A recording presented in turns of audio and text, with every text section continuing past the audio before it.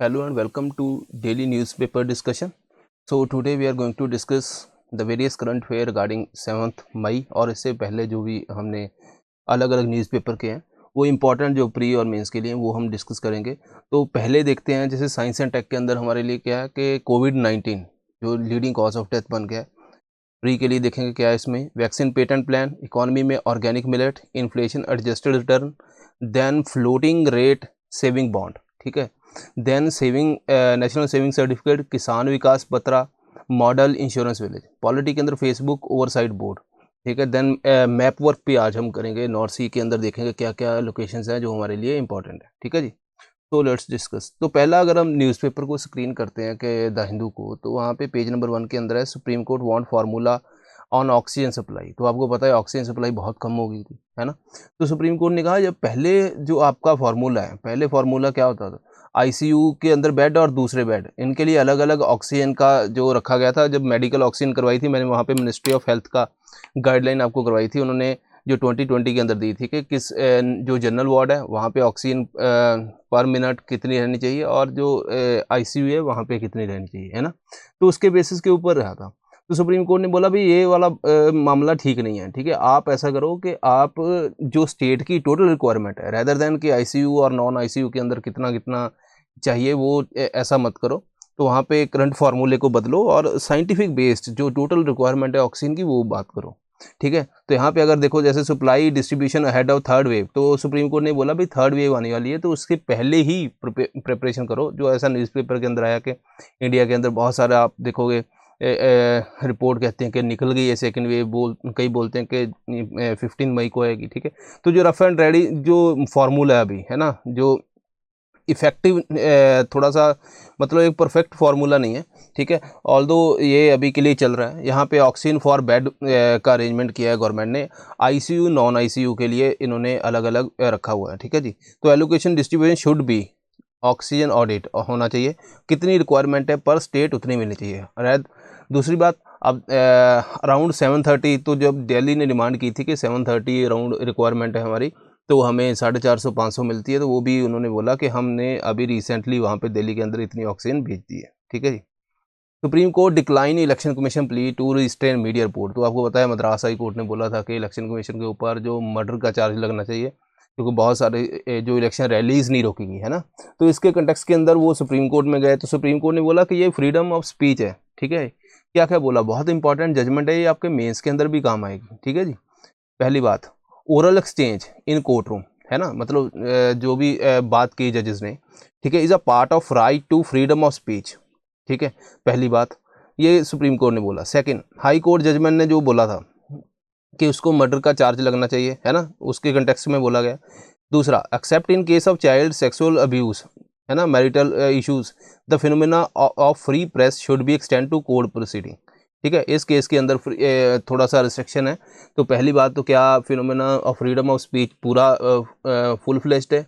नहीं है, इसके अंदर रिस्ट्रिक्शन है। दूसरी बात, citizen have right to know. अब जैसे बहुत सारे अब देखो कोविड के टाइम पे बोला गया था कि जो भी प्रोसीडिंग होती हैं, है ना, कोर्ट के अंदर, उनको आप इंटरनेट के थ्रू लाइव करो या, है ना, तो उसका बेनिफिट है कि लोगों को पता चलेगा कि जुडिशरी कैसे काम करती है। लेकिन नेगेटिव था कि भाई वहाँ पे इतनी जो टेक्निकल लैंग्वेज होती है नॉर्मल लोगों को समझ भी नहीं आएगी, है ना।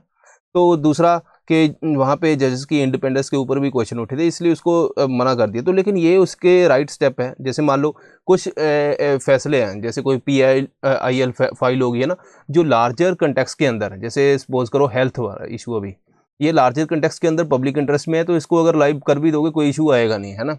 तो यही है कि हम ऐसा कर सकते हैं, जो बहुत ज़्यादा कॉन्फिडेंशियल केसेस हैं, जहाँ जो केसेस लार्जर पब्लिक इंटरेस्ट के ऊपर नहीं है, इंडिविजुअल के ऊपर इम्पैक्ट करते हैं, उन केसेस को आपको लाइव करने की ज़रूरत नहीं है प्रोसीडिंग को। दूसरे के अंदर केसेस के अंदर हम कर सकते हैं, ठीक है जी। दूसरी बात, कोर्ट ने ये बोला कि जो ओरल ऑब्जर्वेशन है जो की गई है, do not bind parties and do not form a part of judgment, तो वो आपका पार्ट ऑफ जजमेंट नहीं है, ठीक है जी। तो वहाँ पे ये बोला गया। तो कुछ इंपॉर्टेंट पॉइंट है यहाँ से, प्री के लिए स्टेटमेंट भी बन सकती है आपकी, और आप मेंस के अंदर कोर्ट भी कर सकते हो जब आपको जुडिशरी की इंडिपेंडेंस के ऊपर बात आई। तो EU to discuss US vaccine patent plan, ठीक है जी। अब इसके बारे में देखेंगे, पेज नंबर 1 पे है। ऑक्सीजन सैचुरेशन 92 और 93 मस्ट नॉट कंसिडर क्रिटिकल। जैसे मान लो मैंने आपको बताया था जब हमने ऑक्सीजन पढ़ी थी, तो वहाँ पे मैंने बताया कि जो अमीर लोग हैं, यहाँ नेता लोग हैं ना, थोड़ी सी ऑक्सीजन 94 से कम हुई, 93 हुई तो ऑक्सीजन लगा दी, तो यहाँ पे बहुत ज़्यादा मिसयूज़ हो रहा है, वेस्ट हो रही है ऑक्सीजन। ठीक है, तो उसी बात को बोला गया है कि if your oxygen saturation level is 94% और अबव, ठीक है जी, तब सफिशिएंट ऑक्सीजन है, कोई इशू नहीं है। WHO ने क्या बोला है, इफ ऑक्सीजन सैचुरेशन इज 94% और lower, patient need treated quickly, a saturation less than 90% is clinical emergency. ठीक है, तो यहाँ पे ध्यान रखना है थोड़ा सा। लेटेस्ट गाइडलाइन जो है, ऑक्सीजन कॉन्सेंट्रेशन लेस देन और इक्वल टू 93%, ठीक है जी, रिक्वायर हॉस्पिटल एडमिशन, पहली बात। तो दूसरा, while that below 90 is classified severe. ठीक है जी, तो होता क्या है कि जैसे मान लो 93 भी होगी तो वहाँ पे ICU में रख दिया और वहाँ पे बहुत ज़्यादा ऑक्सीजन सप्लाई कर दी है ना, लगा दी, तो वहाँ पे जो लोग जिनका 90 से नीचे है रिक्वायर्ड, तो उनके लिए डिफ़िकल्टी हो रही है ऑक्सीजन को एक्सेस करने के लिए। मोस्टली वहाँ पे जो middle class, lower middle class लोग आते हैं ना, तो ये इशू है बहुत बड़ा। ठीक है जी, okay. For Anamalai tribes it is still urban blight, तो वहाँ पे वैक्सीन के बारे में बोला गया, लेकिन यहाँ पे पुलियार कम्युनिटी इस रीजन के अंदर पाई जाती है, ये हमें ध्यान रखना है। ठीक है जी, साउथ के अंदर। तो दूसरा बात, अनामलाई के बारे में देख लें, तो यहाँ पे ये टाइगर रिजर्व है अनामलाई, तो यहाँ पे नॉर्थ टू साउथ देख सकते हो आप, सत्यमंगलम, अनामलाई, कलाकड़, यहाँ पे इधर भी आ जाओ, प्राम्बीकुलम, पेरियार, कलाकड़। ठीक है जी, तो यहाँ पे थोड़ा सा नॉर्थ टू साउथ ऑर्डर हमने देख लेना है इसके अंदर, मैंने ऑलरेडी बताया। तो बंदीपुर ये बहुत इंपॉर्टेंट है, हमने पहले किया भी है, तो यहाँ पे बॉर्डर के पास ये मिलता है। ठीक है जी, तो यहाँ पे हमने थोड़ा सा ध्यान रखना है इसका, नॉर्थ टू साउथ ऑर्डर। और ये वाला मैप आप स्क्रीनशॉट लेके रख भी सकते हो अपने पास, ताकि जैसे कोई आया न्यूज़ के अंदर तो आप थोड़ी बहुत लोकेशन देख लो कि कहाँ पे किसकी लोकेशन है। ठीक है जी, Russia approves 1 dose Sputnik light. Sputnik light क्या है, जैसे स्पुतनिक 5 है जो है ना, वहाँ पे भी दो डोज लगेंगी, तो रशिया ने एक और ऑथराइज़ किया है स्पुतनिक लाइट। ठीक है, ये सिंगल डोज है, इसके अंदर भी उन्होंने एडिनो वायरस यूज़ किया गया है। ठीक है, जो कॉमन कोल्ड वायरस होता है, लेकिन स्पुतनिक 5 के अंदर भी एडिनो वायरस है, वो दो का कम्बिनेशन है। ठीक है जी, बस इतना हमने जानना है। तालिबान कैप्चर की डैम, तो हमने जैसे अफ़गान पीस डील की थी है ना, उसके अंदर एक यहाँ पे एक और एग्जांपल कर लो, तो उसके बाद बोला गया कि पीस डील होगी कि जो तालिबान है वो भी शांत हो जाए ना, गवर्नमेंट भी हो जाए, दोनों के अंदर कुछ ना कुछ कंसेंसस बिल्ड हो। लेकिन यहाँ पे अभी इन्होंने एक डैम कैप्चर कर लिया है, दाला डैम। पहले तो हमें लोकेशन दाला डैम याद रखनी है, कहाँ पे तालिबान। ठीक है, दूसरी बात कि ये वाली अपडेशन आपकी एक बस इतना हेडिंग ही, ठीक है, ये आपका उसके अंदर आएगा कि भाई आगे क्या पीस डील होगी या नहीं। यहाँ पे और कन्फ्लिक्ट बढ़ गया है, तालिबान फिर भी नहीं माना है ना, तो ये हमने उसके अंदर आपने नोट डाउन करना है। ड्रग मेकर से Biden misguided over patent waiver, 14 number page के ऊपर है, तो ये उसी के अंदर है, हमने करना है। ठीक है जी, ओके। उसके बाद चलते हैं कि कोविड-19 is now India's leading cause of death. यहाँ पे बहुत ज़्यादा बोला जाता है, जैसे इस्केमिक हार्ट डिजीज़ है ना, पहले ये भी बहुत ऊपर रहता था, अब ये सेकंड नंबर पे है, तो कोविड नंबर 1 बन गया। ठीक है जी, लीडिंग कॉज, तो हमें 2-3 याद रखने हैं, then COPD, chronic obstructive pulmonary disease, ये थर्ड है। बस 3 आप याद कर लोगे तो थोड़ा सा आपको इशू नहीं आएगा। दूसरी बात, अगर मेंस के अंदर यूज़ करना है, सपोज करो आपको टीबी के अंदर, टीबी का प्रोग्राम इंडिया का है ना, वहाँ पे रेजिस्टेंस आ गया, MDR XDR, वहाँ पे आप भी कोड कर सकते हो टीबी जो है ना, जो हम बोलेंगे कि 10 जो बड़े लीडिंग कॉज ऑफ डेथ हैं उनमें से एक है, ऐसा बोल सकते हो। अगर आपको नहीं याद, अगर याद है तो बोल दो कि 8th है। ठीक है जी, वो जैसे आपको और भी आ गया, जैसे फॉर एग्जांपल आपको पोल्यूशन के ऊपर जनरली क्वेश्चन आती है, वहाँ पे रेस्पिरेटरी इन्फेक्शंस, ठीक है जी, ये बढ़ती हैं, तो यहाँ पे आप यूज़ कर सकते हो। रेस्पिरेटरी इन्फेक्शन के अंदर भी इंडिया का जो वन ऑफ द लीडिंग, और हम बोलेंगे टॉप 10 के अंदर ये आते हैं, तो यहाँ पे डेफिनेटली एयर पोल्यूशन का इम्पैक्ट रहते रहता है। आगे बढ़ते हैं, European Union to discuss US vaccine patent plan. हमने ये पढ़ा था कि मान लो जैसे कंपलसरी पेटेंटिंग लाइसेंसिंग के अंदर हमने पढ़ा था कि कोई बाहर से कंपनी आई, उसका पास पेटेंट है, तो उसको हम देते हैं 3 साल, है ना, 20 साल के लिए मान लो इसने पेटेंट ले लिया। अब हमारे पास एक कंपलसरी लाइसेंसिंग का टूल है कि भाई 3 साल बाद हम इस की जो ड्रग है पब्लिक इंटरेस्ट के अंदर, अगर मान लो बहुत ज़्यादा हाई प्राइस है, पब्लिक को मिल नहीं रही, पब्लिक को रिक्वायर्ड है, तो हम ये दूसरी कंपनीज़ को दे देते हैं, भाई आप इसको मैन्युफैक्चर करो, है ना, ये हमने पढ़ा है कंपल्सरी लाइसेंसिंग के अंदर। तो यहाँ पे भी अब अब क्या हुआ, जो वैक्सीन आ रही है ना, वो पेटेंटेड है, तो भाई बहुत सारी रिसर्च की, पैसा लगाया कंपनीज़ ने, अब वो दूसरी कंट्रीज़ के अंदर वैक्सीन दे रही है। इंडिया और बाकी डेवलपिंग कंट्री ये बोल रही हैं कि जो पेटेंट का वेवर दे दो, कि आप पेटेंट की बात मत करो अभी। क्यों ना करो? देखो दो रीज़न है। एक, पेटेंट है तो प्राइस उसका हाई है ना, वो जो कंपनी है वो तो हाई प्राइस के ऊपर बेचेगी।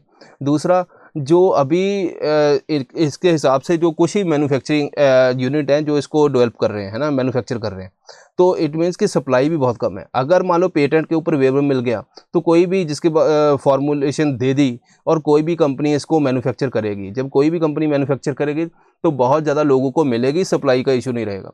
लेकिन यहाँ पे जो कंपनीज है वो बोल रही हैं भाई पेटेंट हमने इतना रिसर्च किया है ना, भाई आप अब बोलोगे कि पेटेंट का कोई इशू नहीं है तो फिर हमने इतना पैसा लगा दिया, आप कम दाम पे बेचोगे, हमें प्रॉफिट क्या है? ठीक है। लेकिन WHO ने ये भी बोला कि भाई इसका मतलब ये नहीं है कि आपने पेटेंट अगर ये पेटेंट वेवर दे दिया तो आपको कुछ मिलेगा नहीं, रॉयल्टी थोड़ी बहुत मिलती है, वो कंपल्सरी लाइसेंसिंग के अंदर भी मिलती है ना। तो ये इशू है। दूसरा, उन्होंने ये बोला कि भाई अब अगर आप दूसरी कंपनीज को ही बोलोगे इसको मैन्युफैक्चर करने के लिए तो जो क्वालिटी मेंटेन है वो रख नहीं पाएंगे। ठीक है जी, तो वहाँ पे इशू आ जाएगा क्वालिटी का। ठीक है, तो ये सारी डिबेट है इसके अंदर। जैसे अब आपको ये समझ आ गया होगा, कंपल्सरी लाइसेंसिंग हमने अभी रिसेंटली की है।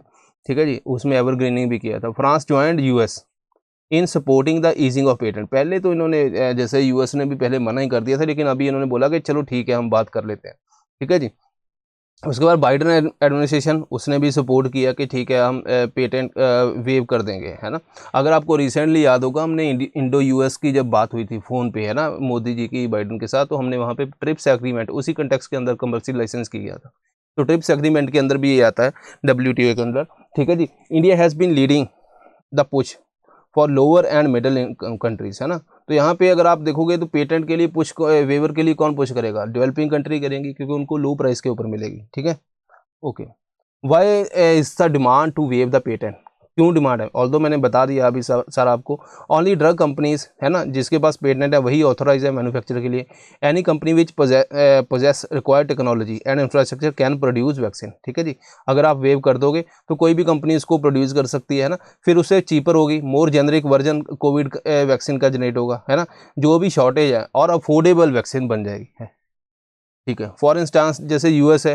अब डेवलप और डेवलपिंग कंट्री का कंटेक्स्ट भी देख लेते हैं भाई।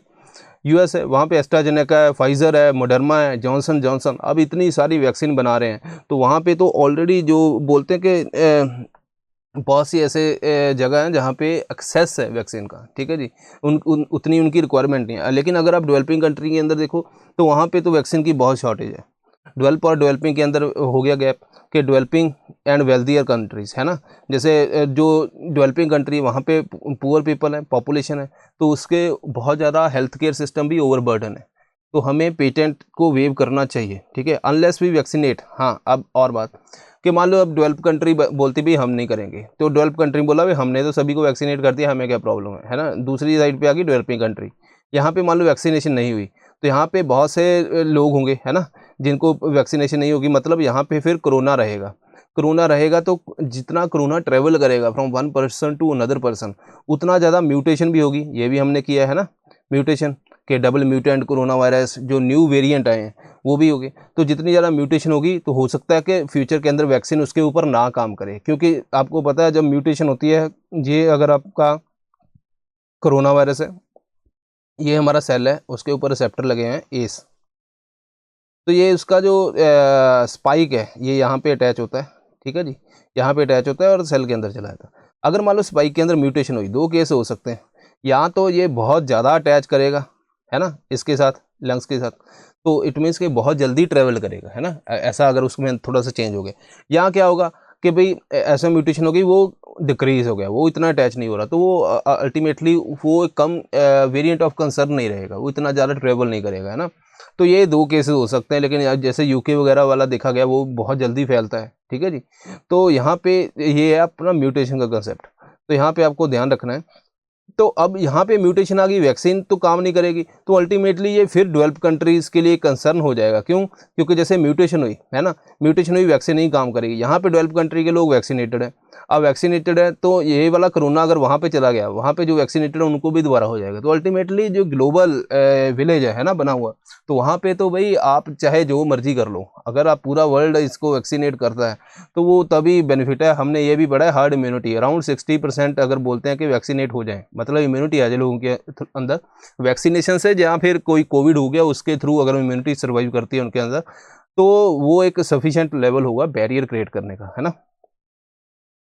कंट्री सपोर्टिंग वेवर कौन सी हैं, जैसे इंडिया, साउथ अफ्रीका, है ना, इन्होंने बोला है। उसके अलावा भी बहुत सारी कंट्रियों ने बोला है। मोर अफोर्डेबल वैक्सीन की बात की गई है, वही बात है।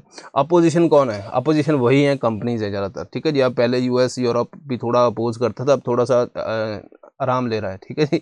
WHO ने यह भी बोला है क्या, कि भाई lifting patent do not mean के इनोवेटर को कोई मिलेगा नहीं, ठीक है, उनको रॉयल्टी मिलेगी, ऐसा नहीं है कुछ भी, ठीक है। अब इन्होंने बोला मनी, जो हमने कंपनी से बोला, जो जितना हमने पैसा लगाया भाई वो कहाँ जाएगा। अगर आप सोच के देखो कि कंपनी से अगर पहले पता होता, इवन अभी भी अगर मान लो अगर हम ये बोल दें कि भाई पेटेंट का वेवर है तो आपको इतना पैसा नहीं मिलेगा, तो अब सोचो कि भाई कंपनीज इतना पैसा लगा के क्या और रिसर्च करेंगी वैक्सीन के अंदर, ये बहुत बड़ा क्वेश्चन है। कंपनीज कहेंगी भाई हमें पैसा नहीं मिल रहा तो हम कैसे करें, है ना। दूसरा, कंप्रोमाइज़ कर सकता है एक सेफ्टी कंट्रोल, क्योंकि मास प्रोडक्शन होगी, दूसरी कंपनी करेंगी जिनको पता ही नहीं है इसके बारे में कैसे बनी है ना, तो उनको फार्मूला दे रही है, तो थोड़ा बहुत तो इशू रहेगा ही। एक्सपोर्ट ऑफ ऑर्गेनिक मिलेट की बात करते हैं, इंपॉर्टेंट है, ठीक है जी। मिलेट जो हिमालय के रीजन के अंदर देवभूमि, ठीक है जी, उत्तराखंड, यहाँ से एक्सपोर्ट की गई है डेनमार्क को। मिलेट के अंदर हाई प्रोटीन होता है, ये बहुत ज़्यादा मतलब रिकमेंड भी किया जाता है, ठीक है, बाकी चीज़ों के ऊपर। यहाँ पे जो रागी है एंड जिंगोरा, ठीक है जी, ये उत्तराखंड से लेके एक्सपोर्ट किया गया। अब देखो डेनमार्क के अंदर एक्सपोर्ट करेंगे तो एक क्योंकि ज्वार बाजरा हम कितना ज़्यादा प्रोड्यूस करते हैं ना, तो यहाँ पे फॉरेन की मार्केट हमारे लिए खुल गई, तो हम यूरोपियन यूनियन के अंदर काफ़ी ज़्यादा एक्सपोर्ट कर सकते हैं। एक बहुत बड़ा जो ग्लोबल मार्केट के लिए हमें हमारी कंट्री एक्सपेंड कर सकती है इसको, ठीक है जी। ऑर्गेनिक फूड एक्सपोर्ट, अब ये प्री के लिए इंपॉर्टेंट है। India's export of organic food, हमने अभी रिसेंटली 29 अप्रैल वाली क्लास के अंदर हमने किया था जो NPOP है ना, तो वो कि जो ऑर्गेनिक फूड की सर्टिफिकेशन कैसे होती है, वो दोनों प्रोसीजर डिस्कस किए थे। India's export of organic food product increase हुआ है, ठीक है जी, रिसेंटली, ये हमने ध्यान रखना है। क्वांटिटी के बेसिस के ऊपर भी इंक्रीज हुआ है, ठीक है, ये भी ध्यान रखना। और यहाँ पे सबसे ज़्यादा ऑयल केक मील, ये सबसे ज़्यादा कमोडिटी है जो मैक्सिमम एक्सपोर्ट होती है, ये भी हमें इंपॉर्टेंट है प्री के लिए, ध्यान रखना है इसको, ठीक है। जैसे इंडिया बहुत सारी 58 country, US, European union, Canada वगैरह, इनको सभी को एक्सपोर्ट करता है, ठीक है। चलो ये तो इतनी बात नहीं। अब जो फूड हम एक्सपोर्ट करते हैं, हमने ऑर्गेनिक सर्टिफिकेशन पढ़ी थी, यहाँ पे जैसे produced, processed, packed, labelled food किसकी रिक्वायरमेंट से है, national programme of organic production, NPOP, ठीक है जी। अब NPOP को आपको पता है अपेड़ा इम्प्लीमेंट करता है, ठीक है जी। उसके बाद NPOP जो सर्टिफिकेशन मान लो इधर से आपने दे दी, इसको रिकॉग्नाइज करता है यूरोपियन यूनियन एंड स्विट्जरलैंड, तो ये बड़ी इंपॉर्टेंट पॉइंट है। मान लो अदरवाइज क्या होता है, अगर मान लो सपोज करो वो रिकॉग्नाइज नहीं करते, वो अपना बाद में फाइटो सैनिटरी ये वो सब लगाएंगे, वहाँ पे जाके क्या होगा कि आपका प्रोडक्ट वापस भी आ सकता है ना, तो ये इशू रहता है। लेकिन NPOP अगर सर्टिफाई कर दिया तो हमें कोई टेंशन लेने की ज़रूरत नहीं, क्योंकि यूरोपियन यूनियन, स्विट्जरलैंड वगैरह ये सभी उसको रिकॉग्नाइज करते हैं, ठीक है।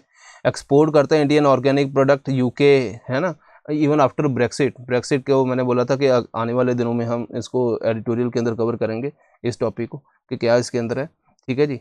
अब PGS NPOP ये 29 अप्रैल की क्लास के अंदर हमने किया था, तो यहाँ पे NPOP थर्ड पार्टी सर्टिफिकेशन है, अपेड़ा करता है मिनिस्ट्री ऑफ कॉमर्स, ठीक है। तो ये आपने अगर किसी ने नहीं देखा तो उस क्लास के अंदर देख सकते हो, तो वहाँ पे वीडियो को सीधा वहाँ पे लेके जाना जो इंडेक्स है उसके थ्रू, तो आपको पता चल जाएगा भाई कहाँ पे ये क्लास है, ठीक है जी। अब मिलेट के बारे में कर लेते, 3 मेजर हैं, ज्वार, बाजरा, रागी, ठीक है जी। इंडिजीनियस वैरायटीज़ है स्मॉल मिलेट की, और कौन कौन सी है, कोडो, कुटकी, चेना, सनवा। तो यहाँ पे आपको सीधा ये भी आ सकता है, कोडो, कुटकी, चेना, सनवा क्या है, तो बोलेगा पहले कि ये कोई कम्युनिटी है या कोई मिलेट की वैरायटी है ना, तो यहाँ पे ऐसे ऑप्शन आ गए, तो ध्यान रखना। तो मेजर प्रोड्यूसर है राजस्थान, आंध्र प्रदेश, तेलंगाना, कर्नाटका वगैरह, ये अपने मेजर प्रोड्यूसर हैं। आगे चलते हैं। अभी recently international fund for agriculture development IFAD, इसने सपोर्ट किया कोदो कुटकी मिलेट को, ठीक है, ये ध्यान रखना, ये आप वहाँ पे कंफ्यूज मत होना कि कोई ट्राइब है, ठीक है। ये मध्य प्रदेश के अंदर इन्होंने सपोर्ट किया था इसकी कल्टीवेशन बढ़ाने के लिए। मिलेट के बारे में डिस्कस कर ले, इसका तो आपको स्क्रीनशॉट ये आपको PDF के अंदर मिलेगा, इसको ऐसे ही पढ़ना, ठीक है। मिलेट क्यों? देखो पहले तो ये है ड्रॉट रेजिस्टेंस है ना, तो हमें क्लाइमेट चेंज बहुत हो रहा है, आपकी मानसून कभी आ रही है कभी नहीं, तो इसका मतलब यहाँ पे बेनिफिट है। दूसरा यहाँ पे protein, vitamin B, iron, calcium ये रिच है, ग्लूटेन फ्री है। तो अभी आपको पता है कि हमने रिसेंटली क्लास के अंदर किया था, जहाँ पे मैंने बताया था कि जो आपकी वीट की रोटी है उसके अंदर ग्लूटेन होता है, उसकी वजह से वो ज़्यादा फूलती है, थोड़ी सी मुलायम रहती है। अगर आप बाजरा वगैरह की बनाओगे नहीं रहती। तो अभी वुमेन जो साइंटिस्ट थी एग्रीकल्चर रिसर्च के अंदर, उन्होंने क्या किया, उन्होंने ग्लूटेन एक्सट्रैक्ट करके इसके अंदर डाला था, है ना। तो वो हमने क्लास के अंदर पढ़ा है, तो वही उसको भी इसके साथ आप अटैच कर सकते हो कि अगर मान लो कहते हैं कि भाई ये वाली रोटी थोड़ी सी है ना हार्ड रहती है, तो ये ग्लूटेन वाला भी फार्मूला इन्होंने इसके अंदर फिट कर दिया, तो और आगे बेनिफिट होगा। Brings down incidence of colonel cancer वगैरह, कॉन्स्टिपेशन, कार्डियोवैस्कुलर डिजीज़, ये डिजीज़ बहुत ज़्यादा है हमारे। अभी हमने ये देखा है टॉप 10 डिजीज़ के अंदर, वहाँ पे कार्डियोवैस्कुलर डिजीज़ भी हैं, तो वहाँ उसका सोल्यूशन क्या है कि आप मिलेट वगैरह यूज़ करो, इसका बेनिफिट है। देखो कैसे हमने उसके साथ कनेक्ट कर दिया। कोडो मिलेट है, ठीक है जी, रिच इन पॉलीफिनोल, एंटीऑक्सीडेंट है ना, एंटीऑक्सीडेंट ज़रूरी होते हैं जो सेल के लिए, तो वो हमें चाहिए, फ्री रेडिकल को कम करते हैं बॉडी के अंदर। देन बार्नियार्ड मिलेट, ठीक है, high in fibre, calcium. Little millet है, ये हाई इन आयरन है, बेनिफिशियल इन डायबिटीज़, ठीक है जी। देन प्रोसो मिलेट है, पानी वरगू, extensively cultivated in India, Nepal, Russia, ठीक है। Dry land, no till farming required, तो यहाँ पे ड्राई लैंड के ऊपर भी ये हो सकती है, ठीक है जी। मिलेट वर्सेस राइस की बात करें तो rice contain 130 calories as against 119 calories in millet. पहली बात, राइस कंटेन हाई कार्ब, ठीक है, मिलेट के अंदर कम कार्ब है। Millet has high calcium content than rice, तो उसके अंदर राइस से भी कम है, ठीक है जी। एक हमने गोल्डन राइस भी बनाया अभी रिसेंटली, यहाँ पे विटामिन ए मिलता है आपको, ठीक है। देन फिंगर मिलेट, रागी जो है ये साउथ इंडिया के अंदर पॉपुलर है, कैल्शियम, प्रोटीन, आयरन रिच है। फॉक्सटेल, ये हमारी है मोस्टली ईस्ट एशिया के अंदर ग्रो की जाती है, ब्लड शुगर लेवल को कंट्रोल करती है। तो जो मेन आपको चीज़ है, जैसे पर्ल मिलेट है ना, वाइडली ग्रोन वैरायटी है, हेल्प्स इन टाइप 2 डायबिटीज़, तो ये वाला आपने पॉइंट याद कर लिया बस, ये टाइप 2 डायबिटीज़ के लिए बेनिफिशियल है, ये भी कंट्रोल करता है ब्लड शुगर को, है ना। तो यहाँ पे ये कैल्शियम प्रोटीन से रिच है, बस एक एक पॉइंट आपने याद रखना है, ताकि आपको सरगम है जैसे मेटाबॉलिज्म को इम्प्रूव करती है, ठीक है जी। तो यहाँ पे फॉडर भी यूज़ किया जाता है, तो ये हमने ध्यान रखना है, ठीक है। तो यहाँ पे इसकी न्यूट्रिशन वैल्यू भी दी है, तो ये इंपॉर्टेंट है ये सारा पेज। तो इस पेज को आपने स्क्रीनशॉट रखना है, ठीक है, आप पीडीएफ के अंदर आपको मिलेगा, वहाँ से ले लेना। इन्फ्लेशन एडजस्टेड रिटर्न क्या है? अब द हिंदू बिजनेस लाइन के अंदर ये क्वेश्चन अपना ये आर्टिकल आया अभी रिसेंटली कि भाई इन्फ्लेशन भी होती है। मान लो आपकी कोई चीज़ 100 रुपये की है, ठीक है, अभी आप खरीद रहे हो, ये है अपना 2020, ठीक है जी। अभी आप खरीद सकते हो, इसका प्राइस 100 रुपये है, आपने खर्चा 100 रुपये, आप इसका एफडी करवा देते हो, सपोज करो एफडी करवा दी, ठीक है जी। तो यहाँ पे अगर मान लो मैं बोलूँ 5% इंटरेस्ट है, तो वो आपको 105 रुपये मिलेंगे कुछ टाइम बाद, है ना। लेकिन यहाँ पे सपोज करो 1 साल बाद ही मिलते हैं, एक हाइपोथेटिकल एग्जांपल ले लेते हैं, 1 साल बाद सपोज करो 105 रुपये मिले आपको, ठीक है जी। इन्फ्लेशन अपनी है 6%, तो ये वाली चीज़ जो 100 रुपये की थी, ये 1 साल के अंदर हो जाएगी 106 रुपये की, ठीक है। तो यहाँ पे अगर आप यहाँ पे आपने जो भी सेविंग की है ना, आपने सेव किया है, उसको डिपॉजिट किया है, एफडी या कुछ भी करवाया, तो आपने ये देखा भी मेरे पास 105 रुपये मिल रहे हैं, ठीक है। ऑल तो ये 5-7 साल के लिए होती है, लेकिन हाइपोथेटिकली एग्जांपल ले रहे हैं, 5 रुपये मिल रहे हैं, तो आपने बोला भी अभी मैं इसको नहीं खरीदता, मैं इसको 1 साल बाद खरीदूंगा, तो आपको लगा भी 1 साल बाद मेरे पास 105 रुपये हो जाएंगे, तो मुझे बेनिफिट हो जाएगा। और लेकिन यहाँ पे ये चीज़ 106 की होगी, पहले आपकी कैपेसिटी थी इसको परचेज करने की, अब आपकी कैपेसिटी नहीं है, ठीक है। तो हम ये देखते हैं बेसिकली कि हमें 5% का इंटरेस्ट मिला, लेकिन एक्चुअल के अंदर अगर हम इन्फ्लेशन को एडजस्ट करते हैं तो हमें -1%, तो 1% का लॉस हुआ, ठीक है जी। This is called inflation adjusted return. तो अगर इन्फ्लेशन से एडजस्ट करोगे तो हमें लॉस हुआ, इसीलिए बोला जाता है जो एफडी वगैरह है ना, तो वो इतनी जो सक्सेसफुल नहीं है, क्योंकि जिन लोगों को इस बात का पता है वो एफडी वगैरह करवाते भी नहीं है, ठीक है जी। तो यहाँ पे क्या है, ये क्या है, measure of return that takes into account the time period of inflation rate. Purpose क्या है, to reveal the return on investment after removing effect of inflation. तो जो इफेक्ट ऑफ इन्फ्लेशन का रिमूव करके उसके बाद देखा जाता है क्या उसके अंदर इंटरेस्ट मिला है। इसको इसीलिए बोलते हैं रियल रिटर्न, ठीक है। ये अगर आपको प्री के अंदर स्टेटमेंट आती है तो ये भी ध्यान रखनी है। अज्यूम जैसे मान लो बॉन्ड है, बॉन्ड के अंदर इन्वेस्टमेंट भी की है, तो आपको 2% है इंटरेस्ट मिल रहा है, लेकिन आपकी इन्फ्लेशन अगर 2.5% है, तो यहाँ पे भी अगर इन्फ्लेशन से अगर मैं जो इंटरेस्ट मिल रहा है वो माइनस करूँगा तो 0.5%, तो ये अपना नेगेटिव हो गया है ना, लॉस हो गया, क्योंकि मुझे तो इतना मिला है, टोटल बढ़ गया प्राइस इतना, तो यहाँ पे इफेक्टिवली आप लॉस करोगे 0.5%। This is called inflation adjusted return. Okay, तो अब इसका सोल्यूशन क्या है? सोल्यूशन अगर एक और टॉपिक देख लेते हैं प्री अपना इकोनॉमी से, वो है floating rate saving bond. Floating rate saving bond का जो इंटरेस्ट रेट है वो टाइम टू टाइम चेंज करते रहते हैं, ठीक है जी। लेकिन इससे पहले मैं चाहूँगा कि हम एक और चीज़ पढ़ें, वो है नेशनल सेविंग सर्टिफिकेट। ये एक सर्टिफिकेट है, आपने लिया, आपको इंटरेस्ट मिलेगा उसके ऊपर, ठीक है। फिक्स्ड इनकम इन्वेस्टमेंट स्कीम है, ठीक है, गवर्नमेंट ऑफ इंडिया की। सेविंग बॉन्ड है, जैसे suitable for small and medium income investor to save tax, तो आपने इसके अंदर इन्वेस्ट किया तो आपको टैक्स भी कम लगेगा, मतलब लगेगा नहीं, छूट है उसके ऊपर, ठीक है, जितना यहाँ पे इन्वेस्ट करते हो, ठीक है जी। अब देखते हैं नेशनल सेविंग सर्टिफिकेट और किसान विकास पत्र दोनों के अंदर फ़र्क क्या है, ठीक है। ये इंपॉर्टेंट है प्री के लिए। पहले तो कौन खरीद सकता है? ये रेजिडेंट इंडियन खरीद सकता है, ये रेजिडेंट एंड ट्रस्ट खरीद सकते हैं। मिनिमम डिपॉजिट आपको कितना करना पड़ेगा? इसके अंदर 100, इसके अंदर 1000। मैक्सिमम डिपॉजिट की कोई लिमिट नहीं है, जितना है ले आओ, ठीक है जी। इंटरेस्ट रेट है ऑल तो यहाँ पे अराउंड 7.15% हो गया, ठीक है, थोड़ा सा ये तो इंटरेस्ट रेट तो हमने हमारे लिए इंपॉर्टेंट है यूपीएससी के लिए। इन्वेस्टमेंट टेन्योर ये 5 साल का, यहाँ पे 124 मंथ है ना। प्री मेच्योर विड्रॉल यहाँ पे अलाउड नहीं है, यहाँ पे only after 30 month. Tax benefit मिलेगा, यहाँ पे मिलेगा, किसान विकास पत्र के अंदर आपको नहीं मिलेगा। लोन फैसिलिटी यहाँ पे अवेलेबल है, यहाँ पे भी अवेलेबल है। ये कहाँ से मिलेगा आपको? है ना, एनएससी, ये मिलेगा आपको पोस्ट ऑफिस के अंदर। आप फॉर्म भरते हो बेसिकली एक, तो वहाँ पे आपको मिल जाता है। यहाँ पे भी पोस्ट ऑफिस और पार्टिसिपेटिंग बैंक ब्रांचेस, यहाँ से आपको केवीपी मिल जाएगा। यहाँ पे दोनों के अंदर किसान क्रेडिट कार्ड के ऊपर रिसेंटली यूपीएससी के अंदर क्वेश्चन आया था, तो ये भी आपने ध्यान रखना है, थोड़ी सी चीज़ें हैं इनके अंदर, ठीक है। अब नेशनल सेविंग सर्टिफिकेट जो है, ठीक है, इसके बारे में हमने पढ़ लिया, तो ये इसके अंदर हमें बेनिफिट भी मिलता है, ये सारा हो गया, ठीक है जी। उसके बाद यहाँ पे पढ़ते हैं, ठीक है जी। अब बात करते हैं फ्लोटिंग रेट सेविंग बॉन्ड की 2020, ठीक है जी। डेट इंस्ट्रूमेंट है जो गवर्नमेंट इशू करती है, ठीक है, जिसका जैसे हमने एफडी पढ़ा था उसका तो फिक्स्ड है कि भाई इतने % मिलेगा और वो चलता रहता है ना, वो इन्फ्लेशन से एडजस्ट नहीं करते। लेकिन इसका जो रेट ऑफ रिटर्न है वो फ्लक्चुएट करता है टाइम टू टाइम, ठीक है जी, ध्यान रखते हैं बाकी चीज़ों को। यहाँ पे इसका इंटरेस्ट रेट जो किसके साथ मैच किया गया है? नेशनल सेविंग सर्टिफिकेट, और उससे थोड़ा सा एडजस्ट किया है 35 बेसिस पॉइंट, ठीक है, थोड़ा सा उसको बढ़ाया गया।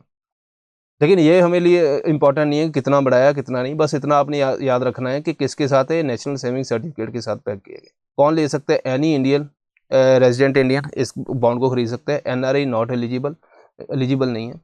उसके बाद कैसे खरीद सकते हो? कैश होगा आपके 20,000 तक, उसके बाद डिमांड ड्राफ्ट ये वो ऑनलाइन से पेमेंट कर दी, ये सारी चीज़ों के थ्रू आप खरीद सकते हो। No maximum limit, minimum limit है 1000। 10 ईयर बॉन्ड का 7 ईयर है, ठीक है जी।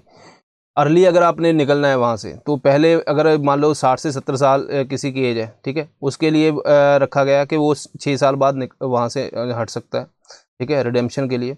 मीनवाइल इन्वेस्टर जो 70 से 80 साल है, वो कंप्लीट 5 ईयर के बाद उनके लिए 1 साल और कम कर दिया। 80 साल के ऊपर उनके लिए 4 साल, ठीक है जी।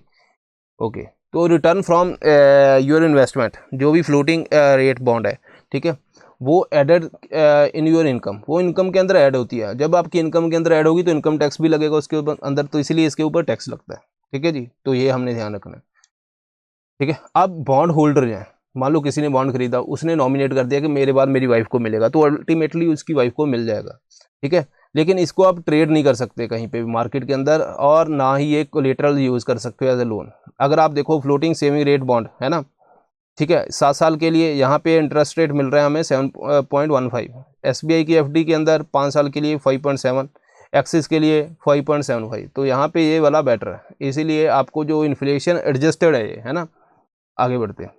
इंटरेस्ट रेट जो है नेशनल सेविंग सर्टिफिकेट का, है ना, जो अभी हमने पहले पढ़ा था, वो रिव्यू करती है गवर्नमेंट एवरी क्वार्टर, ठीक है जी। इट मीन्स कि ये चेंज होता रहता है। अब चेंज होगा तो इन्फ्लेशन के हिसाब से हमें पैसा भी ज़्यादा मिलेगा। ये सजेस्ट किया था, ठीक है।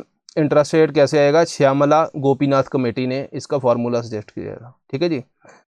अब ये फार्मूला क्या है, interest on small saving scheme should be 0.25 to 1% higher than yield of government bond. तो गवर्नमेंट बॉन्ड के अंदर जो भी इंटरेस्ट है उससे ज़्यादा मिलता है, ठीक है जी। तो हमने ये भी पढ़ा हुआ है जो बॉन्ड यील्ड है, तो वहाँ पे आपको जो काफ़ी जो 2-3 स्कीम थी मैंने इकट्ठी करवाई थी, उसके अंदर ये डिस्कस किया था, ठीक है।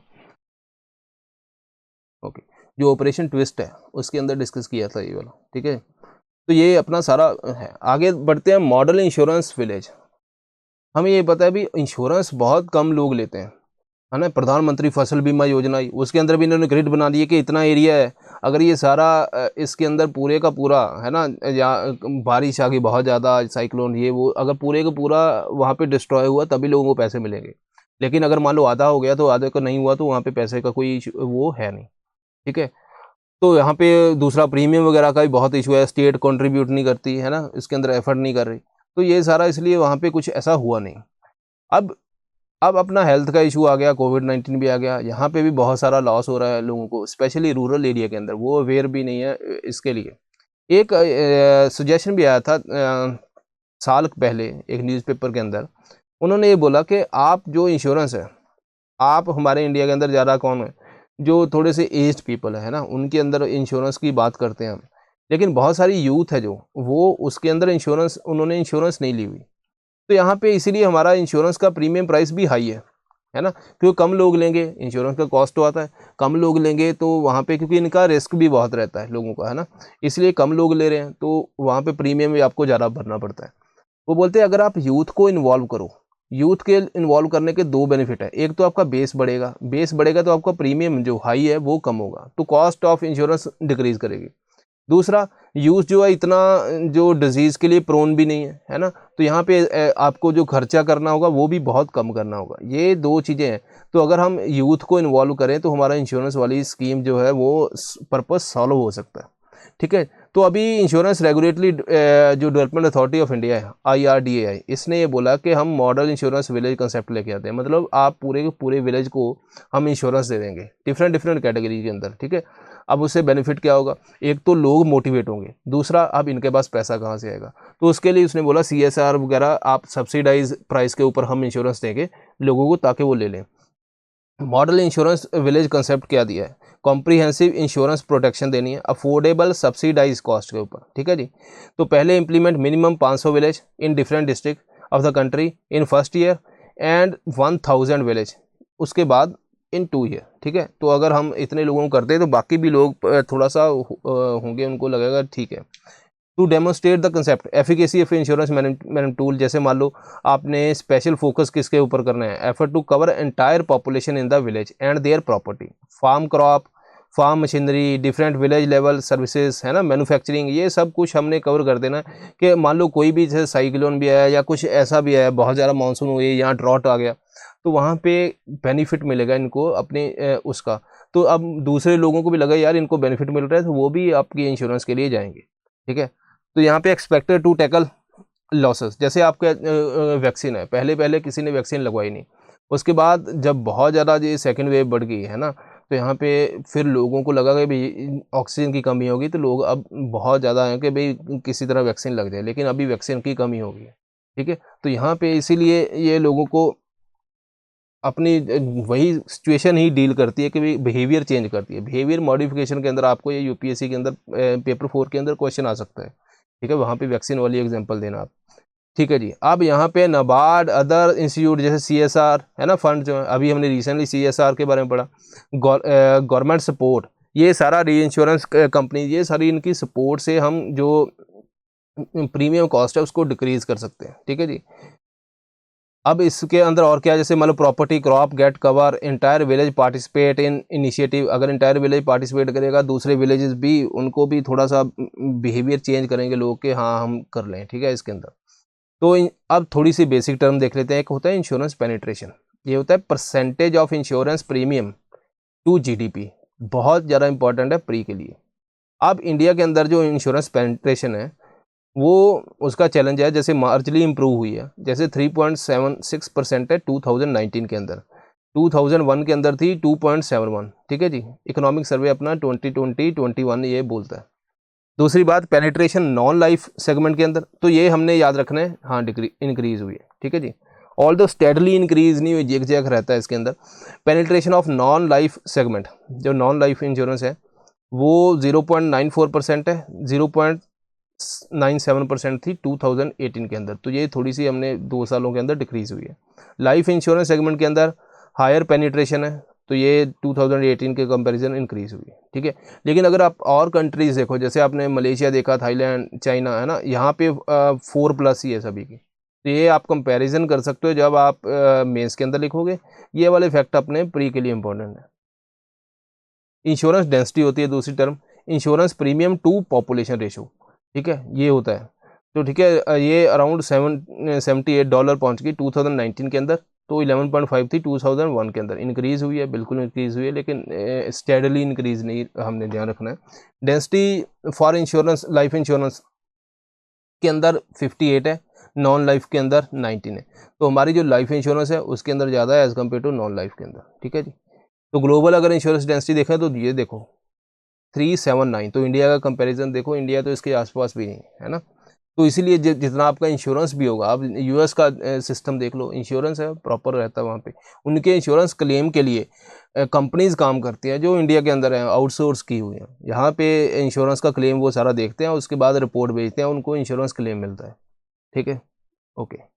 अब बात करते हैं फेसबुक ओवरसाइट बोर्ड की। ऐसा ये बहुत ज़्यादा मैं नहीं कहूँगा इंपॉर्टेंट है, लेकिन हाँ मेंस के अंदर आप स्टेटमेंट यूज़ कर सकते हो। जैसे बहुत सारी ऐसी अभी कंगना रनौत का ट्विटर ने भी वो अकाउंट सस्पेंड कर दिया है ना, तो यहाँ पे आपको ध्यान रखना है कि बहुत सारी, जैसे मान लो सोशल मीडिया के ऊपर, है ना, हेट स्पीचेस वगैरह चलती हैं, उसको कंटेन करने के लिए इन बॉडीज़ के पास कुछ ना कुछ होना चाहिए। तो ओवरसाइट बोर्ड है, यहाँ पे इन्होंने ब्लॉक किया था डोनाल्ड ट्रंप का प्लेटफॉर्म, ठीक है जी, बहुत बड़ी एग्जांपल है, तो एग्जांपल ही यहाँ पे काम आएगी। ओवरसाइट बोर्ड क्या है, ये बोर्ड क्या करता है, फाइनल बाइंडिंग डिसीजन देता है। All decision taken by board will be implemented by Facebook, ठीक है। उसको उसकी कंपोजिशन क्या है, 20 इंडिपेंडेंट मेंबर है, जिसके अंदर बहुत सारे 27 कंट्री से स्टेट जजेस, जर्नलिस्ट और बहुत से अलग अलग कैटेगरी के लोग यहाँ पे रहते हैं। रिमूवल फेसबुक एस यूनिलेटरली उसको रिमूव नहीं कर सकती, ठीक है जी, कोई ना कोई इशू होना चाहिए और तभी जाके वहाँ पे रिमूवल पॉसिबल है, अदरवाइज इसके अंदर ऐसा रिमूवल पॉसिबल नहीं है। रूलिंग क्या है, फेसबुक, अब इसने बोर्ड ने क्या बोला है, फेसबुक का डिसीजन जो ट्रंप को ब्लॉक करने का, it was not appropriate for the Facebook to impose indeterminate and standardless penalty of infinite suspension. मतलब या तो वो बोलता है भाई आप सस्पेंशन करो, कुछ दिन के लिए करो, या तो आप उसका अकाउंट ही ख़त्म कर दो, है ना, लेकिन इनफाइनाइट सस्पेंशन क्या है, ठीक है जी।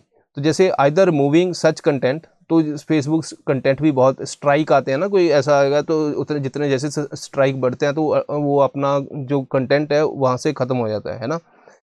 तो removing such content, suspending user, ये भी काम करती है स्पेसिफिक पीरियड के लिए, और permanent ban, indefinite suspension are not part of response mix. तो वो बोलता है भाई या तो आप बैन ही कर दो, लेकिन इंडेफिनेट सस्पेंशन क्या हुआ, या कुछ टाइम के लिए रखो भी, इतने टाइम के लिए तेरा सस्पेंड है, तो ये थोड़ा सा इन्होंने इशू इसके अंदर बोला है। तो अब जैसे आपका ट्रंप, जब इलेक्शन के बाद ट्रंप ने वहाँ पे कैपिटल वाला जो इशू हुआ था, है ना, वहाँ पे वायलेंस के लिए बहुत ज़्यादा इसको ब्लेम किया था, वहाँ फेसबुक के अंदर बहुत ज़्यादा ऐसे पोस्ट आए थे, इसलिए इसका अकाउंट को सस्पेंड किया था, ठीक है। अब मैप वर्क करते हैं, मैप वर्क भी इंपॉर्टेंट है, तो इसको भी हम थोड़ा थोड़ा देखते हैं। तो आज करेंगे यूके वाला एरिया, ठीक है जी। ये है अपना इरिश सी, ठीक है, ये है अपना सेल्टिक सी, ये अपना इंग्लिश चैनल, ठीक है, ये है अपना नॉर्थ सी। यहाँ पे जो नीर डैम हमने पढ़ा था वो बनाना है, ठीक है जी, क्लाइमेट चेंज के लिए वाटर लाइन। सबसे पहले नॉर्थ चैनल है, इरिश सी अटलांटिक ओशन, अटलांटिक ओशन आपका ये रहा, ये वाला इरिश सी, ठीक है, यहाँ पे कनेक्ट करता है, ये आपने ध्यान रखना है प्री के लिए। डोवर स्ट्रेट, डोवर स्ट्रेट इधर है, ठीक है, डोवर स्ट्रेट आपका इंग्लिश चैनल, ये वाला इंग्लिश चैनल है, ये वाला आपका नॉर्थ सी है, इन दोनों को कनेक्ट करता है। लोकेशन क्या है, इंग्लैंड, और यहाँ पे नीचे ये वाला फ्रांस, तो यहाँ पे डोवर स्ट्रेट है, ये ध्यान रखनी है। डोवर स्ट्रेट ऑफ डोवर और Dover straight is a narrowest channel, तो ये एक नैरोएस्ट चैनल है जो इंग्लिश चैनल का, ठीक है। इंग्लिश चैनल भी देख लेते हैं। आर्म किसकी है, अटलांटिक ओशन की, क्योंकि ये सारा अटलांटिक ओशन है, ठीक है जी। सेपरेट करता है इंग्लैंड और फ्रांस को, तो ये हमने ऑलरेडी बता दिया, ये फ्रांस है, ये आपका इंग्लैंड है, ठीक है जी। Busiest shipping area in the world, ये वाला ये रीजन, ठीक है। आगे बढ़ते हैं, डेनिस स्ट्रेट के बारे में पढ़ते हैं। स्ट्रेट क्या है, कनेक्ट करती है बाल्टिक सी को, ये वाला इधर बाल्टिक सी है, ठीक है, टू नॉर्थ सी, ये अपना नॉर्थ सी है, तो यहाँ पे इसको कनेक्ट करती है।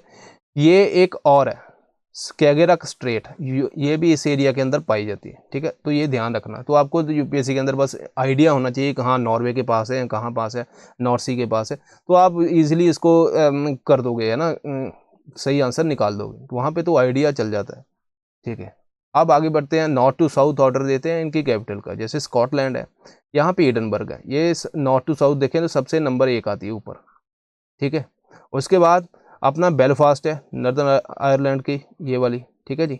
तो अगर आपको यूके भी देखो तो ये इसका क्या है, न्यूज़ है ना, न्यूज़ जो नॉर्दर्न आयरलैंड है, देन इंग्लैंड है, वेल्स है, स्कॉटलैंड है, तो ये अपना इन चारों को से मिलके बनता है। तो यहाँ पे बेलफास्ट होगी। उसके बाद साउथ आयरलैंड के अंदर चले जाएं तो ये डबलिन है यहाँ पे, ठीक है जी। देन लंदन, लंदन के अंदर अपना इंग्लैंड के अंदर लंदन है, तो ये वाला ये अपनी लंदन है, ठीक है। उसके बाद कार्डिफ है वेल्स की, तो कार्डिफ थोड़ी सी नीचे है। अगर आप ज्योग्राफिकल कोऑर्डिनेट देखें तो उसके हिसाब से इन दोनों के अंदर डिफरेंस निकाला जा सकता है कि कार्डिफ थोड़ी सी नीचे है, ठीक है जी। So this is all for today. तो बहुत से, एक तो परसों किसी ने क्वेश्चन पूछा था कि जो सिविलियन और मिलिट्री के कंटेक्स्ट के अंदर है ना, कि वहाँ पे कौन से इंडिया के सिविलियन या मिलिट्री है। तो अभी तक जो इन्फॉर्मेशन हमें 2005 की मेरे पास पीढ़ी पड़ी हुई है, जहाँ पे उन्होंने बोला कि इनको अलग अलग करो। उसके बाद कोई मिलिट्री के ऊपर, हाँ सिविलियन के ऊपर इन्फॉर्मेशन है, मिलिट्री के ऊपर ऐसा इन्फॉर्मेशन नहीं है। तो देखेंगे, मैं देखता हूँ कि अगर कहीं मिलती है इन्फॉर्मेशन, है ना, तो ऑथेंटिक इन्फॉर्मेशन तो ठीक है, अदरवाइज उसी को हम यूज़ कर लेंगे आने वाली क्लासेस के अंदर। तो एक तो दूसरा मिसाइल के बारे में, मिसाइल के बारे में किसी ने पूछा था कि सर मिसाइल वाला आप कहाँ पे करवाया था। मैंने 20 अप्रैल इस क्लास के अंदर जो इंडिया मिसाइल प्रोग्राम, वहाँ पे एक क्लासिफिकेशन करवाई थी आपको मिसाइल के अंदर, पृथ्वी और ये बाकी मिसाइल की। उसके बाद मैंने बोला था कि जो बाकी जैसे एयर टू एयर मिसाइल और कौन कौन सी हैं, ये हम अपकमिंग क्लासेस के अंदर धीरे धीरे थोड़ा थोड़ा कवर करते रहेंगे, क्योंकि एक ही क्लास के अंदर सारी मिसाइल कवर करूँगा तो वो सिर्फ फिर मिसाइल का ही एक हमारा लेक्चर रह जाता है ना। So this is all for today. तो stay safe, thank you very much.